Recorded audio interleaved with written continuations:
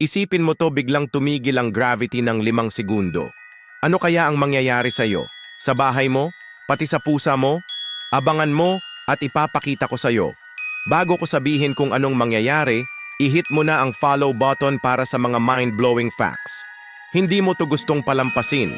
Ang gravity ay isang invisible force. Siya ang humihila sa lahat ng bagay mula sa tasa ng kape mo hanggang sa buong planeta. So, anong mangyayari kung biglang mawala ang gravity for 5 segundo? Ano kaya? Mga pare, lulutang ka? Oo, 5 segundo ng total freedom. Bigla kang tatalon, baka tumaas ka at mabangga sa kisame.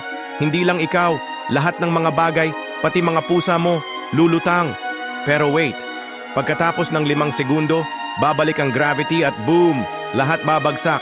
Follow for more crazy what ifs. Pero tandaan, huwag mong ipagwalang bahala ang gravity. Siya ang tunay na MVP para hindi tayo magkalat sa buong mundo. Kita-kits!